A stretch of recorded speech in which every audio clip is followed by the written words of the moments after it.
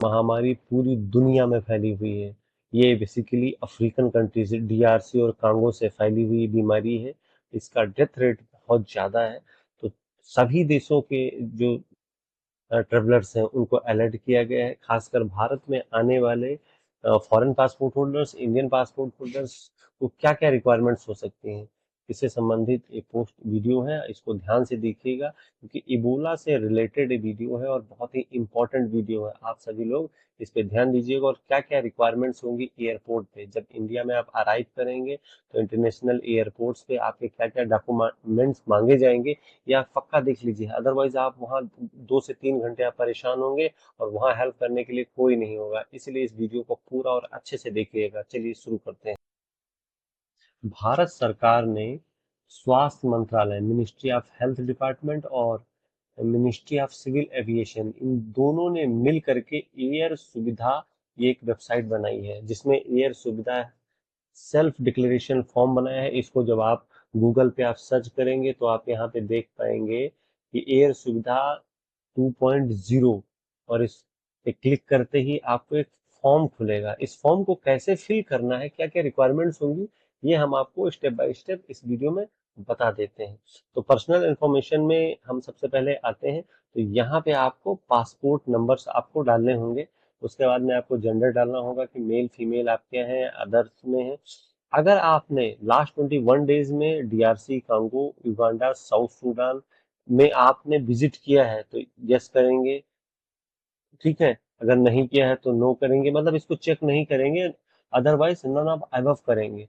आप जैसे ही इन कंट्रीज को विजिट करेंगे आपकी कैटेगराइज हो जाएगी और आपको एयरपोर्ट पे आपसे पूछा जाएगा कि भाई आपने कितने दिन वहां पे रहा है, आपको कोई प्रॉब्लम तो नहीं है। बेसिकली वहां से आने वाले लोगों को चेक किया जाएगा कि कोई सिम्टम्स तो लेके नहीं आए हैं कि उनकी बीमारी की वजह से देश में भी कोई बीमारी फैल जाए। तो इसलिए अलर्ट है, किसी को परेशान होने की जरूरत नहीं है।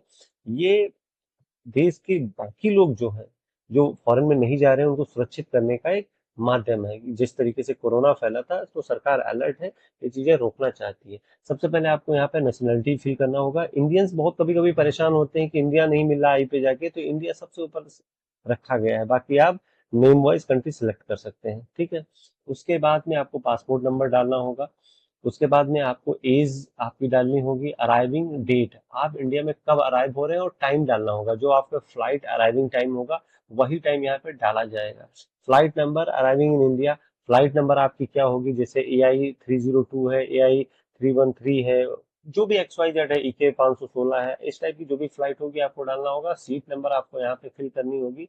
उसके बाद में select each state and district you plan to visit. अगर कोई फॉरेनर्स है तो इंडिया में आ रहा है तो वो लिखेगा कि भाई इंडिया में वो कहाँ कहाँ जाएगा, किस स्टेट में जाएगा, कहाँ घूमेगा। अगर इंडियंस होगा तो वो अपना घर का एड्रेस लिखेगा क्योंकि भाई वहीं पे वो जाएगा। अगर घर पे नहीं कहीं और पे काम कर रहा है तो वो लिखेगा कि भाई मैं यहाँ पे काम कर रहा हूँ, तो वहाँ का वो एड्रेस डालेगा। तो स्टेट सेलेक्ट करेगा, फिर डिस्ट्रिक्ट सेलेक्ट करेगा, फिर फर्स्ट एयरपोर्ट एंट्री, वो किस एयरपोर्ट पे पहले एंट्री ले रहा है। तो इंडिया के सारे इंटरनेशनल एयरपोर्ट्स यहाँ पे सबमिट किए गए हैं, उसमें से आप एक एयरपोर्ट सेलेक्ट करेंगे। उसके बाद में country first point of boarding, जहां से आपकी पहली बोर्डिंग हुई थी, मतलब किस देश से आपकी बोर्डिंग हुई थी, उस कंट्री को सेलेक्ट करेंगे कि हाँ भाई हमने बहरीन से किया था, बांग्लादेश से किया था, बारबाडोस से किया था, US, UK, ऑस्ट्रेलिया कहाँ से किया था, वो आप कंट्री यहाँ डाल सकते हैं।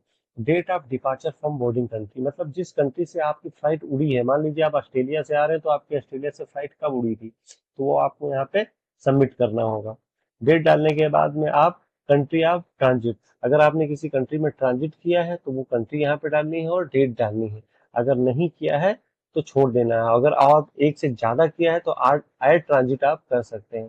फिर यहाँ पे आप कंटिन्यू पे क्लिक करेंगे। कंटिन्यू पे जब आप क्लिक करेंगे तो आप, जब आप सारी डिटेल्स फिल करके आगे बढ़ेंगे तो वहां पे आपको OTP मांगेगा। ईमेल आईडी आपने फिल की होगी, वहां पे ईमेल आईडी या और नंबर से OTP आएगा। OTP डालने के बाद में आप उसको सबमिट करेंगे और ये करते ही यहाँ पे एक PDF जनरेटेड फॉर्म ओपन होके आ जाएगा। उस फॉर्म को पक्का रखना है क्योंकि इस फॉर्म में ही सारी डिटेल्स होंगी कि आप किस कैटेगरी में हैं, आपको इन्फेक्टेड है नहीं है क्या है। तो वो फॉर्म आप पक्का एयरपोर्ट पे दिखाना होगा। आप चाहें तो प्रिंट आउट कर सकते हैं, अदरवाइज प्रिंट आउट करने की बहुत ज्यादा रिक्वायरमेंट्स नहीं है क्योंकि फोन में सॉफ्ट कॉपी पे इमिग्रेशन ऑफिसर इजीली उसको देख लेता है। तो आप इस फॉर्म को पक्का फिल करिएगा और इस फिल करने के बाद फॉर्म को रखिएगा, क्योंकि इमिग्रेशन में पक्का रिक्वायरमेंट पड़ेगी। आपकी वेबसाइट क्या होगी, आप यहाँ पे ध्यान देंगे, एयर सुविधा 0.2 है, तो इसको आप ध्यान में रखिएगा। चलिए हम आपको बताते हैं कि एयरपोर्ट पे जो आपको फॉर्म मिलता है उसको आपको कैसे भरना है। ठीक है, तो इसको भरने का जो तरीका होगा वो आपको मैं स्टेप बाय स्टेप बता देता हूँ, और आप इसको अच्छे से समझ लीजिएगा।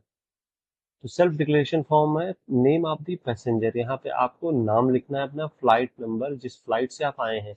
मान लीजिए आपने यूएस से आपने फ्लाइट ली है, और यूएस के बाद में आपने दुबई में ट्रांजिट किया, और दुबई के बाद में आप अपने इंडिया में आए हैं। तो मान लीजिए दुबई से यूएस के बीच की दूसरी फ्लाइट होगी, और दुबई से इंडिया के बीच में दूसरी फ्लाइट होगा। तो मान लीजिए आप EK510 से आप आए हैं, तो दुबई से इंडिया वाली मतलब लास्ट फ्लाइट नंबर आपको लिखनी है, सीट नंबर आपको यहाँ पे फिल करना है, पासपोर्ट नंबर आपका जो होगा वो लिख देना है, नेशनलिटी आपकी क्या है, आप इंडिया के हैं, नेपाल के हैं, पाकिस्तान के हैं, अफगानिस्तान के हैं, यूएस के, यूके, कनाडा कहाँ के हैं, वो आपको नेशनलिटी लिखी है। पहले क्या थे उससे मतलब नहीं है। एज आपकी क्या है, आप एज ले सकते हैं, और डेट ऑफ बर्थ चाहे तो ब्रैकेट में लिख सकते हैं। डेट और अराइवल, मतलब आप किस डेट को आ रहे हैं, और अराइवल टाइम आपको लिखना होगा कि मैं इतने बजे आ जाऊँ। Port of origin of journey, आप किस पोर्ट से आप जर्नी कर रहे हैं, मान लीजिए यूएस से कर रहे हैं तो आपको यूएस लिखना होगा।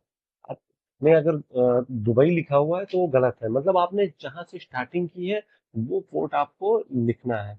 पोर्ट ऑफ फाइनल डेस्टिनेशन, कौन से फाइनल डेस्टिनेशन में आप पहुंचे हैं, तो आप अगर दिल्ली एयरपोर्ट पे हैं तो यहाँ पे आप दिल्ली लिखेंगे। Place to visited during stay in India, उन प्लेसेस को लिखना है। अगर कोई फॉरेनर होगा तो वो इंडिया आएगा, अगर वो ट्रेवलर्स है तो वो भाई हो सकता है मनाली जाए, शिमला जाए, उसके बाद में हो सकता है राजस्थान जाए, ताजमहल जाए, तो वो सारे प्लेसेस को स्टेप बाय स्टेप यहाँ पे पूरा लिख देगा।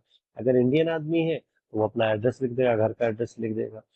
पार्ट सेकंड में कॉन्टेक्ट एड्रेस इन इंडियन, अगर वो इंडियन है, ये जो है ये सभी के लिए, फॉरेनर्स और इंडियंस दोनों के लिए है। और ये वाला कॉलम सिर्फ इंडियन के लिए है, किसके लिए, इंडियंस के लिए। इंडियंस को क्या लिखना होगा, अपना हाउस नंबर लिखना होगा, स्ट्रीट विलेज है वो लिखना होगा, डिस्ट्रिक्ट सिटी लिखनी होगी, स्टेट लिखना होगा यहाँ पे। ठीक है, उसके बाद पिन कोड अपना लिखना होगा, मोबाइल नंबर मैंडेटरी है उसको लिखना होगा, अल्टरनेटिव मोबाइल नंबर है तो वो लिख देना, नहीं है तो कोई बात नहीं छोड़ देना, ईमेल आईडी इतनी लिखनी है। फॉर फॉरेनर नेशनल, अगर फॉरेन नेशनल है तो उसको ये नहीं भरना है, और अगर इंडियन नेशनल है तो उसको ये नहीं भरना है, मतलब दोनों के कॉलम में बढ़िया से लिखा हुआ है। उसको लिखना होगा कि रेजिडेंस, होटल, हॉस्पिटल, अगर वो ट्रीटमेंट कराने आ रहा है तो हॉस्पिटल नाम लिखेगा, घूमने आ रहा है तो होटल में रुकेगा, होटल का एड्रेस लिखेगा। रेसिडेंस, एड्रेस, कॉलोनी, ओरिजिन, वो कहाँ पे रुकेगा, वो रेसिडेंस कहाँ होगा, कॉन्टेक्ट मोबाइल नंबर मैंडेटरी है उसको लिखना होगा, अल्टरनेटिव मोबाइल नंबर है तो उसको लिखना होगा, ईमेल आईडी उसको लिखना होगा। सबसे इम्पोर्टेंट चीज जो आपको डिक्लेयर करनी है वो है पार्ट थर्ड में। ये तो आपकी इंफॉर्मेशन हो गई जो थी ये दोनों के लिए, ये फॉर इंडियन के लिए और ये फॉर फॉरेनर्स के लिए। अब यहाँ पे हमको डिक्लेयर करना है कि क्या क्या प्रॉब्लम्स है। यहाँ पे लिखा हुआ है, have you visited transit from affected countries, मतलब डीआरसी, कांगो या इफेक्टेड कंट्रीज में आपने लास्ट 21 डेज में अगर विजिट किया है तो यहाँ पे यस करना है, नहीं किया है तो इसको नो कर देना है, और इसको यस करना है। मतलब इसको करना ही करना है, यस करेंगे तो उस हिसाब से ट्रीटमेंट होगा, नो करेंगे तो उस हिसाब से ट्रीटमेंट होगा। अगर आपके फैमिली में कोई इफोला इफेक्टेड है या इफोला डिसीज से कोई ग्रसित है तो यहाँ पे आपको लिखना है यस और नो, जो भी है। अगर नहीं है तो नो कर देंगे, कोई है तो यस कर देंगे। आप जर्नी कर रहे हैं और जर्नी के दौरान कोई आपको सिम्टम्स लग रहे हैं, आपको फीवर हो गया है, मस्कुलर पेन है, हेड पेन है, वोमिटिंग हो रहा है, डायरिया है, सोर थ्रोट है, मतलब किसी टाइप की आपकी प्रॉब्लम्स है बॉडी में, तो आप यहाँ पे उस पोर्शन को आप टिक करेंगे। नहीं है तो सीधे सीधे यहाँ पे आपको कुछ भी नहीं करना है, तो क्रॉस क्रॉस कुछ भी नहीं करना है, सीधे आपको टिक कर देना है कि नॉन एट प्रेजेंट, मतलब आपकी बॉडी में कोई भी प्रॉब्लम प्रेजेंट नहीं है। आप जर्नी करते हैं, हो सकता है हेड पेन वगैरह छोटा मोटा हो जाए, लेकिन वो इस सिम्टम्स में नहीं आएगा, बड़ा कोई प्रॉब्लम फ्री है सभी के लिए, इंडियंस और फॉरनर्स दोनों के लिए। इस फॉर्म को बढ़िया से भरिए, और इमिग्रेशन ऑफिसर्स को फॉर्म देना होगा, वो फॉर्म में चेक करेगा, सब कुछ ठीक पाया जाएगा तो आपको जाने दो। कुछ प्रॉब्लम होगी तो एपीएचओ, एयरपोर्ट हेल्थ अथॉरिटी जो है, जिनके डॉक्टर्स हैं, वो आपको चेक करेंगे, अगर कोई प्रॉब्लम्स होती है तो। अगर आपके पास ऑनलाइन है तो आप ऑनलाइन दिखा सकते हैं, ऑफलाइन है तो ऑफलाइन दिखा सकते हैं। दोनों आप नहीं भरेंगे। अगर आप दोनों भरते हैं, कोई फॉल्स डॉक्यूमेंट आप दिखाते हैं, तो आपके ऊपर लीगल एक्शन भी लिया जा सकता है। इसमें डिक्लेरेशन दिया हुआ है कि किसी भी आदमी ने कुछ छुपाया है, कुछ बताने की कोशिश की है, लेकिन कुछ एक्चुअल चीज छुपा ली हेल्थ से रिलेटेड, तो उस पर एक्शन हो सकता है। तो इसलिए ध्यान से इस फॉर्म को भरिएगा, मैंडेटरी है। और आपको वीडियो अच्छा लगा तो हमें फॉलो जरूर करिएगा।